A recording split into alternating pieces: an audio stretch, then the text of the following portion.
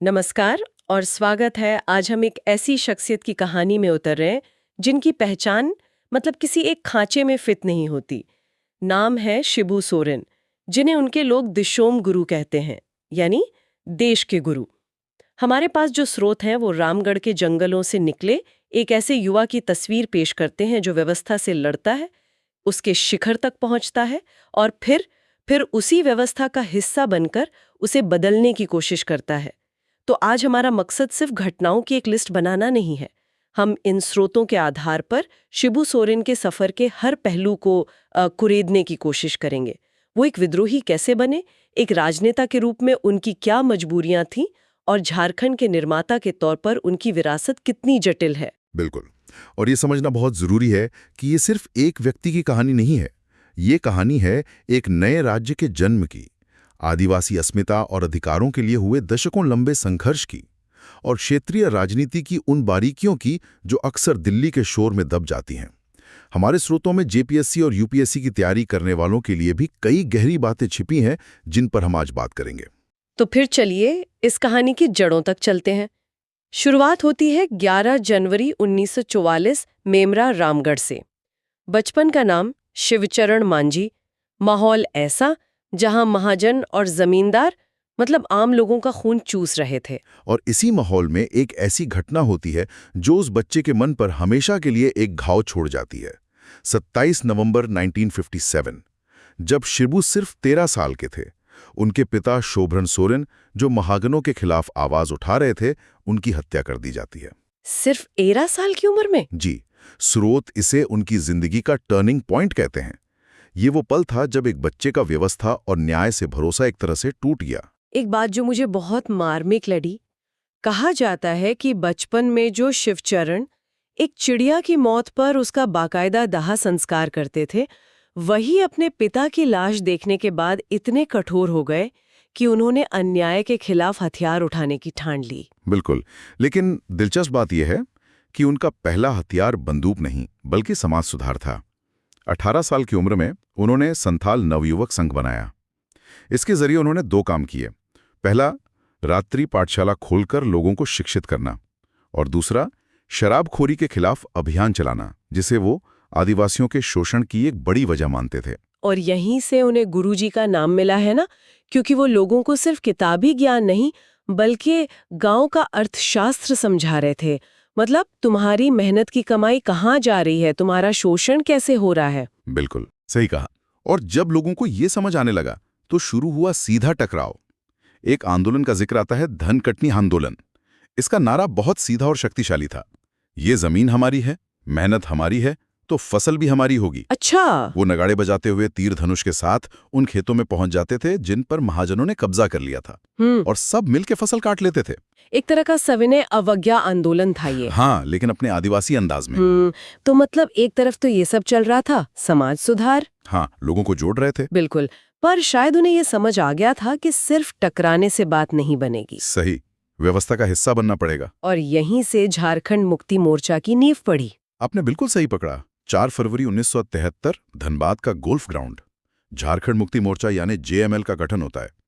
और ये कोई साधारण राजनीतिक पार्टी नहीं थी, ये एक सामाजिक गठबंधन था। सामाजिक गठबंधन कैसे? एक तरफ शिबू सोरेन, जो आदिवासियों का चेहरा थे, दूसरी तरफ विनोद बिहारी महतो, जो कुर्मी समाज के एक बड़े नेता थे, और इन दोनों को जोड़ने वाली कड़ी थे वामपंथी विचारक ए.के. रॉय।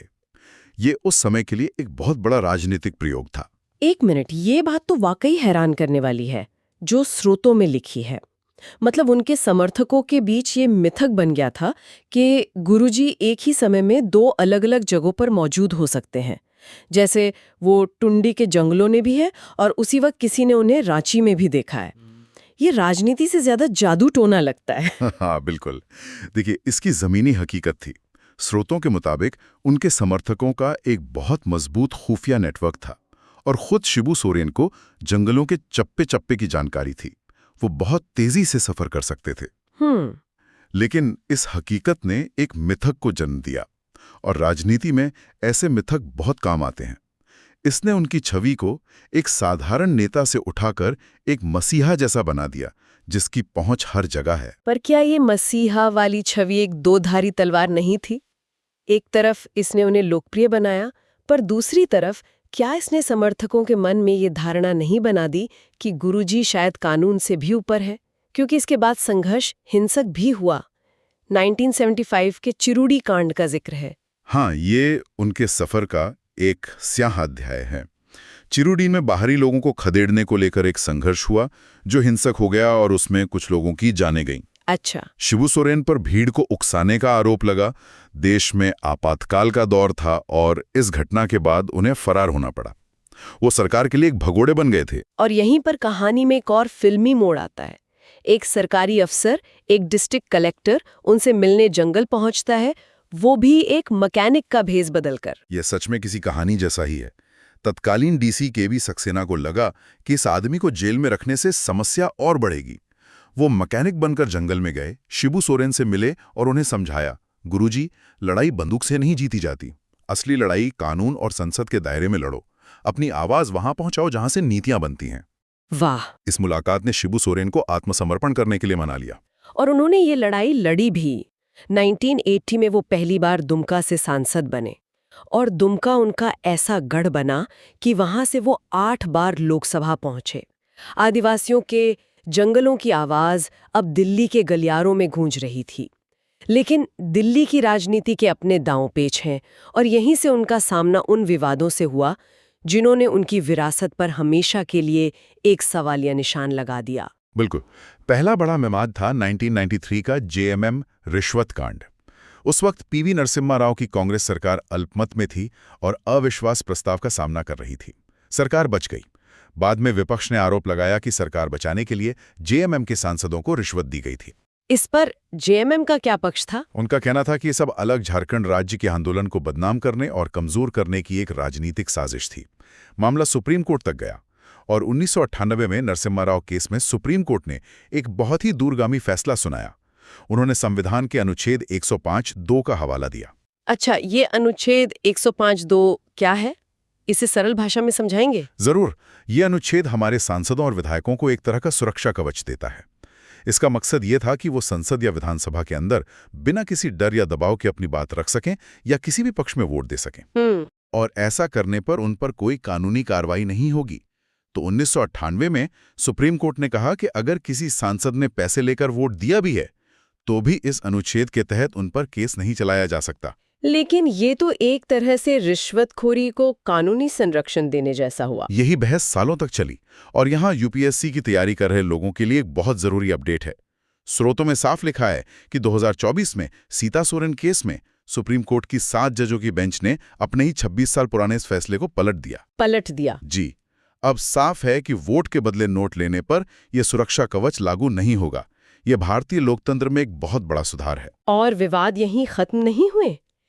एक और बहुत गंभीर मामला था उनके निजी सचिव शशिनाथ झा की हत्या का। हाँ, 1994 में शशिनाथ झा अचानक गायब हो गए और बाद में उनकी हत्या कर दी गई। आरोप सीधे शिबू सोरेन पर लगे। कहा गया कि झा को रिश्वत कांड के बारे में बहुत कुछ पता था। ओहो। इस आरोप की वजह से उन्हें केंद्र सरकार में मंत्री पद से इस्तीफा देना पड़ा और एक बहुत लंबी, थका देने वाली कानूनी लड़ाई शुरू हुई। लेकिन सबूतों के अभाव में बरी होना और बेगुनाह साबित होना, इसमें एक कानूनी और नैतिक फर्क है। स्रोतों में इस बात का कोई जिक्र है कि इस लंबी कानूनी लड़ाई का उनकी राजनीतिक छवि पर क्या असर पड़ा? इसका उनकी छवि पर गहरा असर पड़ा।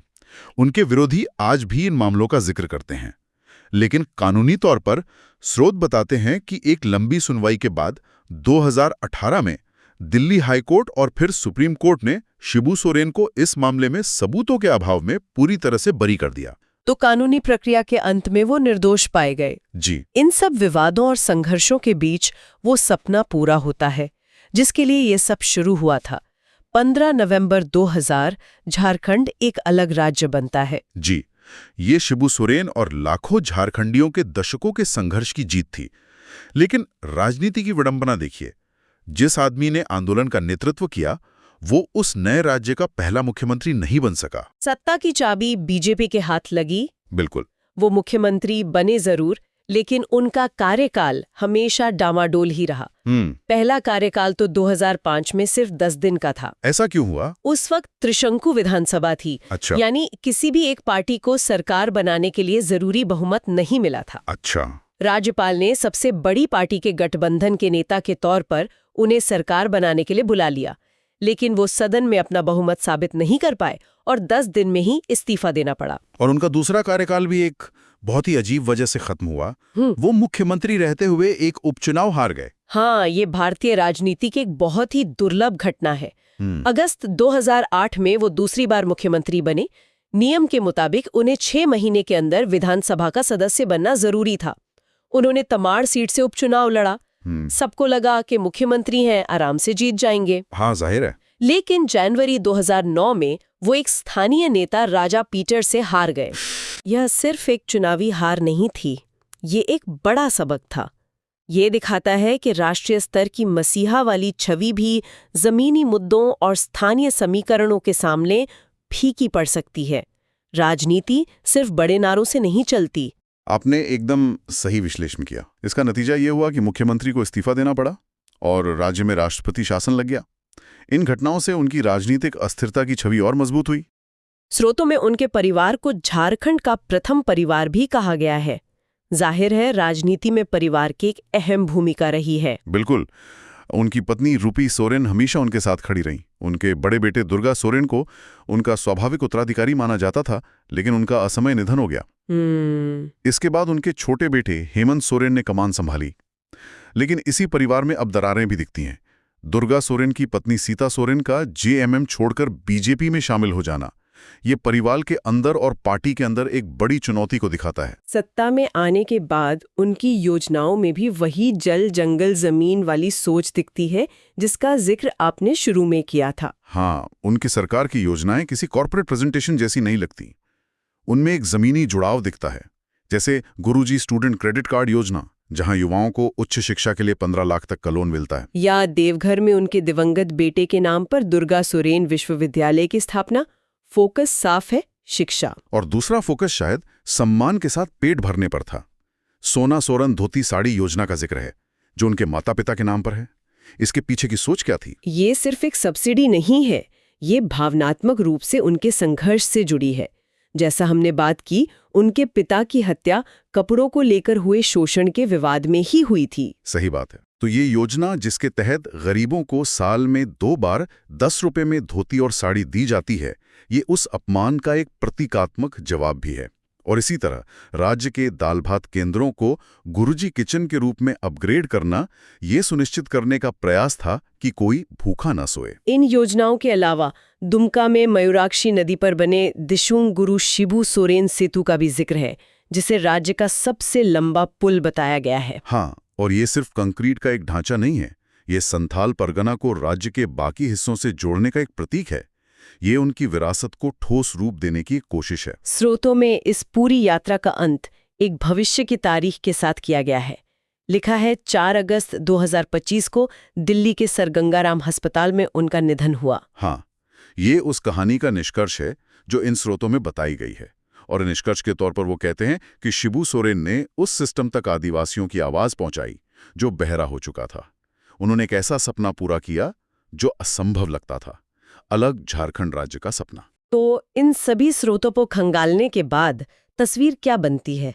एक तरफ एक विद्रोही, एक क्रांतिकारी, आदिवासियों का गुरुजी, और दूसरी तरफ एक राजनेता जिस पर भ्रष्टाचार के गंभीर आरोप लगे, जिसकी सरकारें हमेशा अस्थिर रहीं। ये दोनों तस्वीरें एक ही व्यक्ति की हैं। और यही उनकी विरासत की सबसे बड़ी जटिलता है। उनके समर्थकों के लिए वो एक नायक हैं, एक मसीहा हैं जिन्होंने उन्हें पहचान और सम्मान दिलाया। उनके आलोचकों के लिए वो एक ऐसे नेता हैं जो सत्ता की मजबूरियों और विवादों से कभी बाहर नहीं निकल पाए। सच इन दोनों के बीच कहीं है। स्रोतों का अंतिम वाक्य भी बड़ा दिलचस्प है। वो लिखते हैं, विवाद आते जाते रहे, लेकिन गुरुजी का कद हिमालय जैसा अटल रहा। ये एक बहुत बड़ी बात है और एक विचारणीय बिंदु भी छोड़ जाती है। और ये एक महत्वपूर्ण सवाल भी उठाता है जिससे श्रोता खुद सोच सकते हैं। जब किसी नेता का सफर इतने विरोधाभासों से भरा हो, जहां क्रांति और सत्ता, आदर्श और समझौते साथ साथ चल रहे हों, तो इतिहास को उस व्यक्ति का मूल्यांकन कैसे करना चाहिए? क्या हम उन्हें उनके इरादों से याद रखें या उनके कामों के नतीजों से?